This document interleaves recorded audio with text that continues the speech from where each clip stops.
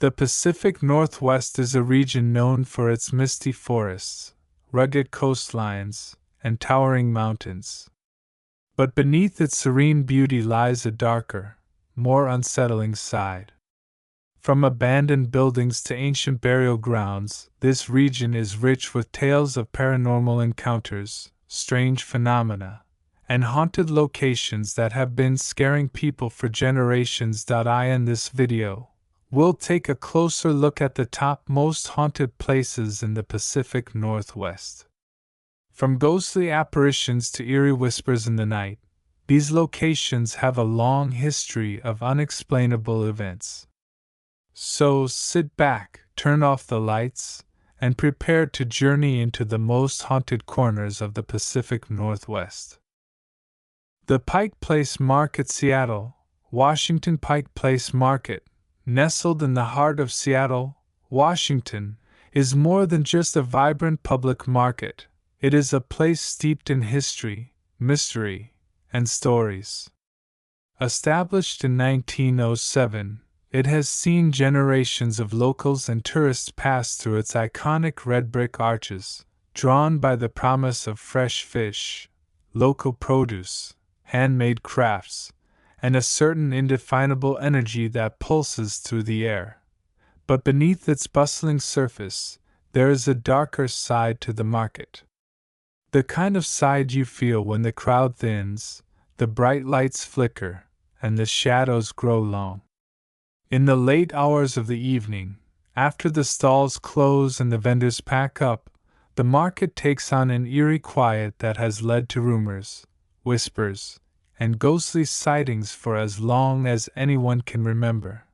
The story begins with a man named Thomas. He was a fisherman, a regular at the market for as long as anyone could remember, even before the Great Depression. His small fish stand was located just behind the famous Public Market Center sign, a spot where the water and air seemed to hum with energy. But also, something else, something darker. Thomas was known for his love of the sea and his obsession with the market's history. He would talk endlessly about the hidden stories of the place, about the first fish he ever sold there, and about a strange encounter he'd had with a figure that seemed to appear and disappear at will, much like a shadow in the corner of your vision. Years went by, and Thomas grew older. His booth, once a flourishing business, began to fade as younger, more ambitious fishmongers took over. And then, one day, Thomas disappeared. And no one knew exactly what happened to him. Some believed he simply retired, fading into the city's underbelly, content to leave the market behind. Others thought he had met with foul play, a victim of a crime that went unnoticed amidst the market's chaos. But those who had worked at the market for years, who knew the corners of Pike Place better than their own hands, knew better. They said Thomas had been taken. That's when the stories began to circulate. Vendors and customers alike started to report strange occurrences, things that couldn't be easily explained. Vendors would hear footsteps echoing behind them in the narrow hallways after hours, only to turn around and find nothing but empty space. The faint smell of fish and sea salt would linger in the air, even after the fish stalls had long since closed. Some even said they heard soft murmurs of a man talking to himself in the quiet hours, his voice thick with years of salt water and regret. And then there were the sightings. People began to report seeing a shadowy figure near the fish stalls, always in the same spot where Thomas had once worked. It was a tall man, with a thick beard and ragged clothes that seemed too old for the modern world. He would appear at dusk, just as the market was closing, standing near the fishmongers' stations, looking at the water in silence. Some said they heard him mumbling something about the sea and the price of a soul. The most chilling part of the story came from a group of late-night workers who once had to stay behind to clean up after the market had closed. As they moved through the darkened hallways, one of them turned a corner and saw, standing in front of the fish stands, the figure of a man. But this man wasn't moving, nor did he seem alive. His form was translucent, the edges of his body blurred as if made of smoke. When one of the workers approached him, the figure turned, and their eyes met. The worker froze, caught in the gaze of something ancient and full of sorrow. The figure's eyes were filled with the same sadness Thomas had once carried, an unshakable weight of loss. The figure whispered in a voice that was almost drowned out by the hum of the building. "I did not leave. I was taken." After that night, the stories became more frequent. Others began seeing the figure, walking among the crowds during the day, vanishing as quickly as he appeared. The vendors started to tell new employees to avoid certain parts of the market after dark, to steer clear of the alleyways behind the fish stalls where Thomas had worked. Over time, the legend of Thomas grew. Some people claimed he was the spirit of the market itself, bound to its energy and to the sea that had brought him there. Others speculated that his disappearance had somehow tied him to the place, his soul trapped in the labyrinth of narrow hallways and crumbling brick walls. It was said that on the rarest of occasions, when the market was especially quiet, his ghost could be heard, still calling out to the sea. It wasn't just Thomas's spirit that lingered at the market. The Pike Place market had seen its fair share of death, from tragic accidents to untold stories of the homeless and forgotten.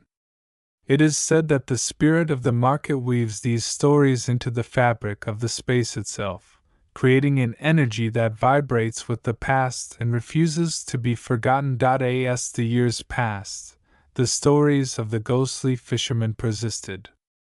Tourists flocked to the market, hoping to catch a glimpse of the shadowy figure. Some even claimed to have felt a cold breeze or seen a flicker of movement just out of the corner of their eyes. Yet, despite the many stories and eerie occurrences, the market remained vibrant, full of life, and bustling with energy. Perhaps, they say, that is the true nature of the Pike Place market, a place where history, both living and dead, intertwines.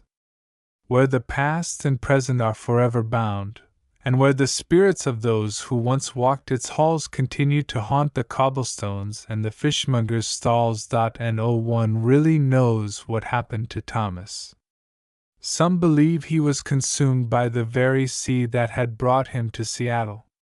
Others say he is still there, a permanent fixture of the market, a ghost among the crowds, watching and waiting for someone who might understand. For in the Pike Place market, the past doesn't stay buried, it waits, hidden in the shadows, ready to tell its stories to anyone willing to listen. The Seattle Underground. Seattle, Washington, is a city known for its cutting-edge technology, towering skyscrapers, and rain-soaked streets.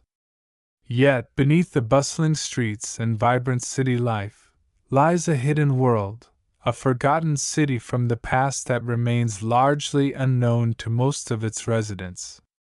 This hidden city is the Seattle Underground. The story of the Seattle Underground begins in the mid-19th century. In 1851, Seattle was just a small settlement located on the Puget Sound. At the time, the city was little more than a handful of buildings clustered around the waterfront. However, with the gold rush and the booming timber industry, the city began to grow quickly. As the population surged, so did the demand for infrastructure. What the city didn't anticipate was how its growth would collide with the geography of its environment. Seattle was built on steep hills, which made construction tricky. As a result, the early settlers in the city built their businesses and homes at street level, but the city was prone to flooding from high tides and muddy conditions. To counter this, the settlers used wooden planks to create makeshift walkways and elevated sidewalks. But as more buildings were erected, it became clear that the original design of the city wasn't sustainable. By 1889, the situation had grown dire. A massive fire destroyed much of Seattle's business district, leaving the city in ruin. The citizens of Seattle faced a difficult decision: rebuild at street level and risk future flooding, or raze the entire city. The city's leaders decided to take the bold step of raising Seattle's streets by several feet to avoid the rising tide waters and create a more stable foundation. The process began in 1897, and buildings were jacked up onto stilts while the streets were filled with dirt and raised. The result of this construction was the Seattle Underground, an underground network of tunnels and passageways that had once served as the city's original street level. Businesses that had been raised found themselves with no access to the new streets above, so a complex system of hidden tunnels was built. The underground spaces quickly became a hub for shady dealings, illegal activities, and criminal enterprises. The city's forgotten underground world was used by everyone from thieves to bootleggers during Prohibition. For years, these tunnels remained abandoned, forgotten by all but a few locals who knew the hidden paths beneath the city. But over time, the underground world was slowly rediscovered. Tourists and curious locals began to venture into these dark, eerie spaces, hoping to get a glimpse into Seattle's forgotten past. On a chilly autumn day in 1997, a group of urban explorers, excited by the tales they had heard about the mysterious underground city, set out to uncover the secrets hidden below Seattle's modern streets. Armed with flashlights and cameras, they descended into the tunnels through one of the many entrances scattered throughout Pioneer Square. They stepped into the damp, cold air, their breaths visible in the flickering light. As they explored, they discovered remnants of the old city: brick walls with faded advertisements painted on them, crumbling stairs leading into dark voids, and broken windows that once offered views of a bustling street now far above. It felt as though they were walking through the remnants of a lost world, a city trapped in time, sealed away by history itself. But the deeper they went, the more unsettling their journey became. The further they ventured into the abandoned tunnels, the more they felt an oppressive sense of being watched. Strange sounds echoed in the distance, soft, scuttling noises that seemed to come from the walls. They turned a corner and found themselves in a large chamber, its ceiling low and filled with decades of dust and debris.